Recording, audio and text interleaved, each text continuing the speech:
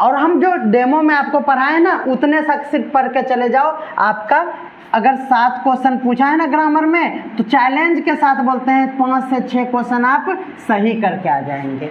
इसीलिए आज हम लोग V1 के बारे में वो भी जानेंगे जो उस वीडियो में था, और आज हम लोग एक एक्स्ट्रा टॉपिक भी जानेंगे जिसको हम लोग बोलते हैं 2+V1। मुंडी दिख रहा है? अच्छा चोच बंद रखा नहीं, सही बात, आप लोग सीनियर है ना। 12th क्लास वाले के लिए V1 को अलग स्टाइल से पढ़ाएंगे। आप जब वीडियो देखेंगे, मैंने 11th क्लास वाले को जो V1 पढ़ाया है इसी तरह स्टाइल में 3 वीडियो अपलोड हो चुका है, V1, V2 और V3। ये 3 वीडियो अपलोड हुआ है। V1 में एक वीडियो में 15 से 20 मिनट का वीडियो है, 20 मिनट का शायद वीडियो है, उसमें V1 पढ़ाए हैं। दूसरे वीडियो में इसी तरह से V2 पढ़ाए हैं। तीसरे वीडियो में V3 भी पढ़ाए हैं। लेकिन वो 11th क्लास वाले के लिए था, उनका स्टैंडर्ड थोड़ा लो था और वो पीछे वाला जितना अभी 15-20 दिन डेमो चला था उसी बेस्ड पे था, इसीलिए उसमें बहुत कम चीज़ पढ़ाए थे।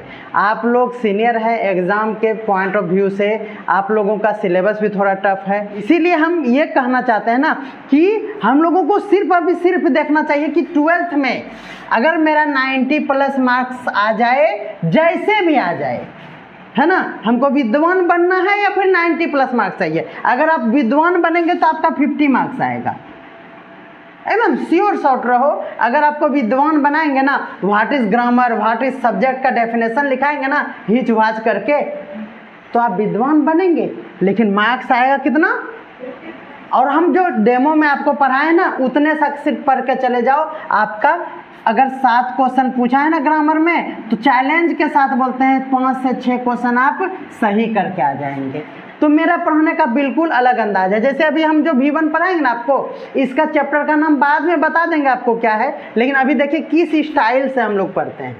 देखिए जैसे आपके पास V1 आया तो हम लोग इजी वे में ये पढ़े थे कि सब्जेक्ट के डायरेक्ट बाद अगर कोई वर्ब आए तो V1, V2, V5, यही 3 वर्ब का फॉर्म आता है और उसके बाद ऑब्जेक्ट या फिर कॉम्प्लीमेंट हो जाता है। तो इस अभी जो हम पढ़ाने वाले हैं उसके लिए ये ज़रूरी है कि आपको सब्जेक्ट का कॉन्सेप्ट जो हम आपको पढ़ा चुके हैं वो आपको पूरा पता होना चाहिए। दूसरा कि आपको ऑब्जेक्ट क्या है और कॉम्प्लीमेंट क्या है, इस दोनों में अंतर भी समझ में आना चाहिए। आपको एक बार फिर बता देते हैं कि ऑब्जेक्ट को पहचानने के लिए क्या करना पड़ता है, बोलिए, आप लोगों को याद होना चाहिए, क्या बोलते हैं, बोलिए। ऑब्जेक्ट को पहचानने के लिए हम लोग वर्ब से पूछते हैं क्या और किसको, दोनों में से किसी एक का जवाब अगर आपको मिल रहा है तो वो ऑब्जेक्ट है, अदरवाइज आप उसको कॉम्प्लीमेंट घोषित कर दीजिए। इतना सा बात जान गए। अब चलिए देखिए कितना मज़ेदार क्लास होने वाला है। हम ये कह रहे हैं कि आप जो है ना 2+V1 को लिख दीजिए, क्योंकि हम लोग क्या पढ़ रहे हैं, V1। तो 2+V1 आपके पास रहेगा। जैसे हम लोग बोलेंगे एग्जाम्पल में I have to go, I have to go, I want होगा to go, I want to go। इसका मतलब क्या होता है, देखिए, मैं जाना चाहता हूँ। I want to go का मतलब मैं जाना चाहता हूँ। अब यहाँ देखिए, यहाँ भी वर्ब है, क्या है, यहाँ भी वर्ब है। अब क्या है ये है हमारा V1 है। अब देखिए यहाँ to go, ये भी हमारा क्या है, V1। अब आपको तो हम बताए हैं कि वर्ब से पूछिए, किससे पूछिए, वर्ब से पूछिए क्या या फिर किसको, ये ना। देखिए वांट्स का मतलब होता है चाहना, क्या, चाहना। तो पूछिए क्या चाहते हो, क्या चाहते हो बाबू, क्या चाहते हैं आप, तो जवाब मिला जवाब मिले तो ऑब्जेक्ट होगा कि नहीं होगा? तो जवाब मिले और वो जवाब कहाँ हो? वर्ब के बाद हो। जवाब कहाँ हो? वर्ब के बाद हो, तो उसको हम लोग ऑब्जेक्ट कहते हैं कि नहीं? अब देखिए ऑब्जेक्ट यहाँ क्या हो गया, ये तो वर्ब था, ये क्या था? नहीं, ये वर्ब नहीं है, ये क्या है? ऑब्जेक्ट है। अब लो हो गया लफड़ा, समझ में आ रहा है ना? हम तो आपको एकदम बहुत ही बिंदास से पढ़ा दिए थे कि सब्जेक्ट के बाद वर्ब होगा, उसके बाद क्या होगा? ऑब्जेक्ट या फिर कॉम्प्लीमेंट होगा। अब देखो वर्ब जो है ना, ये ऑब्जेक्ट भी एक क्या हो गया? वर्ब हो गया। तो ग्रामर का दुनिया बहुत बहुत बहुत बड़ा है। अगर उस समय, जिस समय आप शुरू में आए थे, उस समय अगर ये लेक्चर हम दे देते तो आप यहाँ नहीं रहते, आज दूसरे कोचिंग का स्टूडेंट रहते। पागल नहीं, तू चाट ले इसको। हाँ तो फिर हमको ऐसे भी मिटाना है। इस वीडियो रिकॉर्डिंग हो रहा है, सब बात जा रहा है।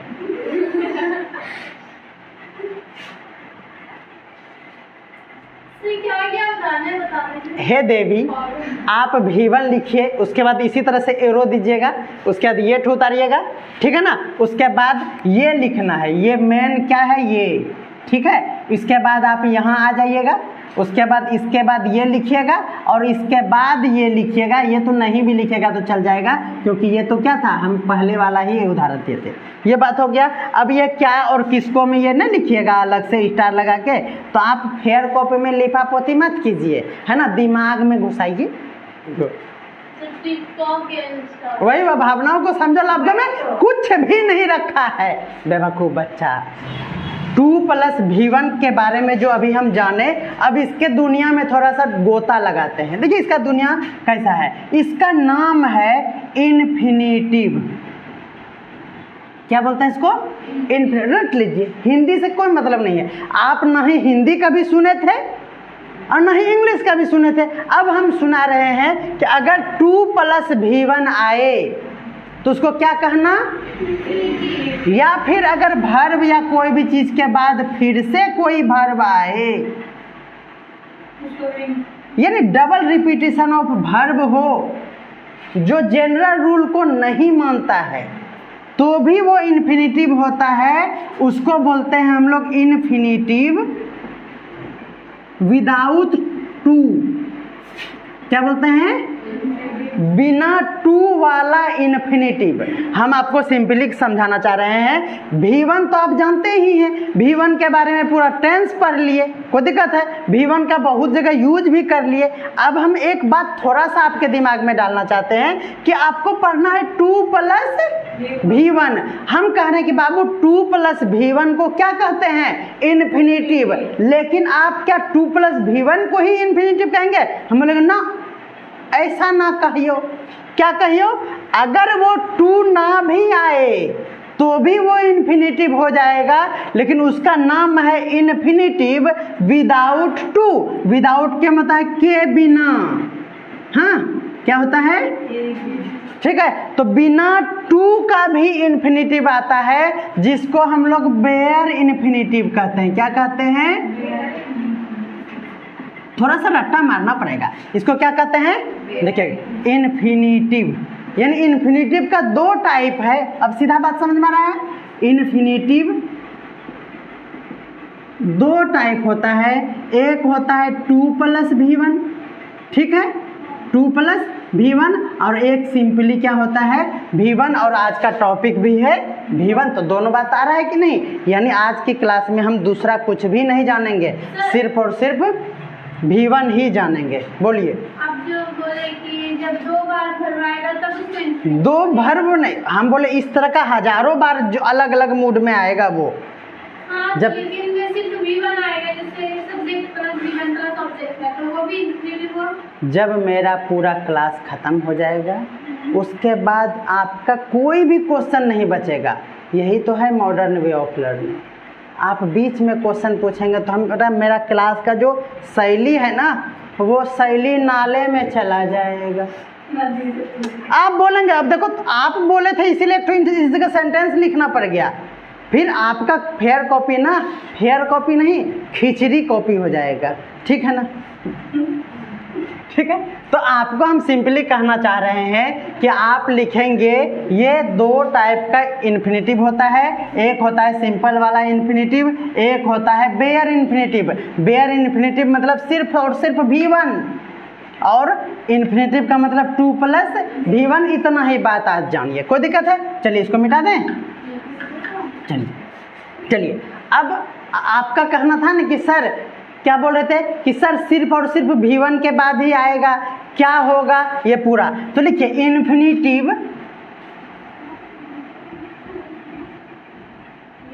हाँ infinitive as a subject.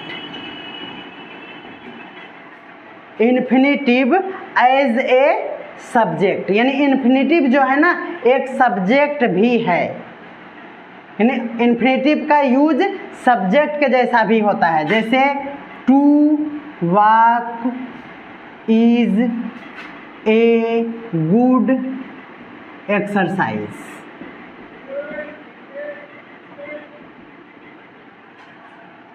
To walk is a good लिखा गुड एक्सरसाइज।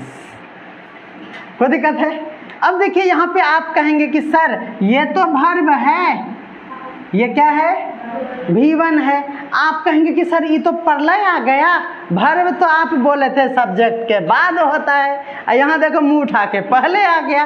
तो हाँ बाबू ये मुंह उठा के पहले आ गया और इसको हम लोग बोलते हैं इन्फिनेटिव। क्या बोलते हैं? ठीक है, इसको क्या बोलते हैं? इन्फिनेटिव। और इन्फिनेटिव का यूज ना एज ए सब्जेक्ट के रूप में होता है, इसीलिए ये क्या है बाबू? यस मैम, ऐसे ही लिखना है आप। यहाँ पे वर्ब जो है ना ये इज है। इज क्या है? ये वर्ब है। कोई दिक्कत है? अब आपको ये सब तो पता ही है क्या है, हो गया। तो ये क्या हो गया? As a subject. अब फिर से दूसरा पॉइंट लिखिए, एज एन ऑब्जेक्ट।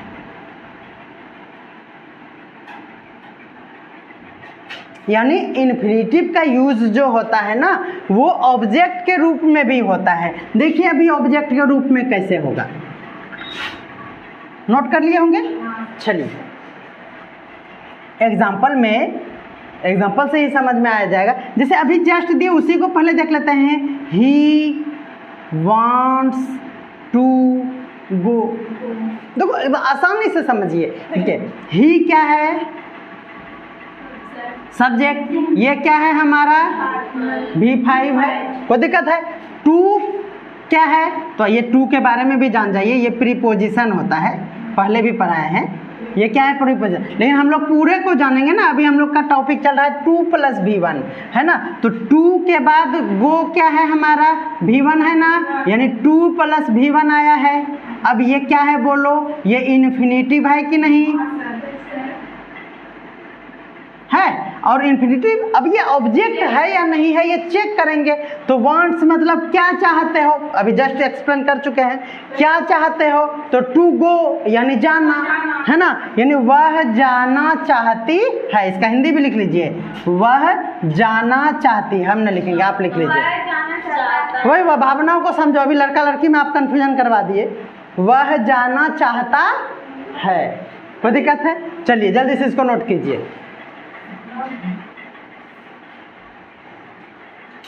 और इन्फिनेटिव है और ये पूरे इन्फिनेटिव क्या है? ऑब्जेक्ट बन के आया है। क्या बन के आया है? ऑब्जेक्ट बन के आया है। बस क्या और किसको पढ़ो, ऑब्जेक्ट मिल गया है ना। और क्या और किसको का जवाब नहीं मिला तो वो जो बच गया वो कॉम्प्लीमेंट हो गया। और सब्जेक्ट तो मुंह उठा के आगे ही आता है, बस काम खत्म हो गया। बोलो कोई दिक्कत? अब अगला टॉपिक है तीसरा number, infinitive as a complement. Note कर लेते ना। अब देखिए आपके पास बहुत ही सिंपल सा एग्जांपल ये होगा, जैसे हम बोले थे आई हैव टू गो। ठीक है। और छोटा सा एग्जांपल हम लिए हैं, देखिए अच्छा वाला है, आवर डिजायर मतलब ये होता है हमारा इच्छा। कोई दिक्कत है? हमारा इच्छा। तो कहता है आवर डिजायर इज टू सी, मतलब देखना, यानी देखने का, किसको? तुमको। अगेन मतलब फिर से। कोई दिक्कत है? अब देखो यहाँ क्या है हमारे पास, इज ही क्या है हमारा? वर्ब है ना, इज टू सी। अब यहाँ इज के बाद सी नहीं लगा है, समझ आता है ना? इज एम आर के बाद क्या लगता है, बोलो, पढ़ाएं कि नहीं? क्या लगता है? V4 या फिर V3 लगता है। अब देखो यहाँ सी तो V1 है हमारा, है ना, इसीलिए क्या हो गया, यहाँ इसके पहले टू लगाना पड़ा, और 2 + V1 क्या होता है? इन्फिनेटिव। यानी our desire is to see you again, यानी हमारी इच्छा है तुम्हें फिर से देखने का। हम लोग पढ़ रहे हैं इन्फिनेटिव। इन्फिनेटिव जो होता है ना, वो सब्जेक्ट के रूप में भी आ जाता है, ऑब्जेक्ट के रूप में भी आ जाता है, और कॉम्प्लीमेंट के रूप में। तो हम लोग सब्जेक्ट ऑब्जेक्ट तो सीख गए इजी वे में। अब कॉम्प्लीमेंट कैसा होगा, एक एग्जांपल से समझते हैं। Our desire is to see you again, एक स्मॉल होगा अगेन, यानी ये हुआ कि जो हमारी इच्छा है, क्या इच्छा है? देखने का, किसको? तुमको। अगेन एक वर्ड का हिंदी समझता है, यानी तुम्हें फिर से देखने की इच्छा है, इसका हिंदी ऐसा होगा। लिख लीजिए, तुम्हें, नोट कर लीजिए, तुम्हें फिर से देखने की इच्छा, हमारी तुम्हारी, हाँ,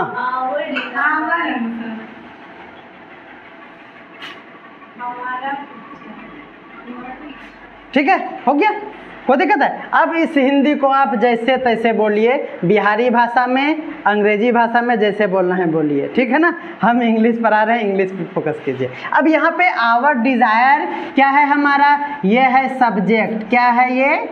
सब्जेक्ट है। इज क्या है हमारा? वर्ब है, और ये ऑक्सिलरी वर्ब है, इस पे क्यों डिस्कस करें? ये देखिए, ये टू सी जो है ना, यही है हमारा इन्फिनेटिव। क्या है ये? इसी को इन्फिनेटिव विथ क्या बोलेंगे? टू। समझ में आता है ना? यू तो जानते ही हैं, क्या है यहाँ पे? यू ऑब्जेक्ट है क्या? ऑब्जेक्ट है क्या? नहीं, ये है हमारा कॉम्प्लीमेंट, और इसमें ऑब्जेक्ट नहीं है। कोई दिक्कत है? ये है हमारा क्या? कॉम्प्लीमेंट, इसी को हम लोग बोलेंगे कॉम्प्लीमेंट। ये पूरा प्रेडिकेट में चला जाएगा, नहीं समझे? ऑब्जेक्ट हमको ढूंढना था, या किससे आप पूछेंगे? किससे पूछेंगे? वर्ब से। वर्ब है ही नहीं, नहीं समझ में आ रहा है ना? हम लोग क्या बोले हैं? वर्ब से पूछिए, और वर्ब का इफेक्ट होगा। तुम बता दो इसमें किस पे इफेक्ट हो रहा है? तुमको बुलाए हम फिर से, इफेक्ट क्या हुआ? तो बड़ी हो गई 10 साल, नहीं तो हम बोले हैं ऑब्जेक्ट उसी को कहते हैं जिस पे वर्ब का इफेक्ट पड़े। यहाँ यू पे इफेक्ट नहीं पड़ रहा है, तो बकलोल जैसा नहीं बोल रहा कोई, यू अगेन। तो आज का क्लास यही, ठीक है? आप हमारे चैनल को सब्सक्राइब नहीं करो तो सब्सक्राइब करके बेल आइकन को दबा लीजिए। क्यों पता है? क्योंकि आपका अगर क्लास छूट जाएगा तो आपको इसी वीडियो से पढ़ना है, और फिर एक्स्ट्रा क्लास फिर दे देंगे, तो आपका बल्ले बल्ले हो जाएगा। बाय।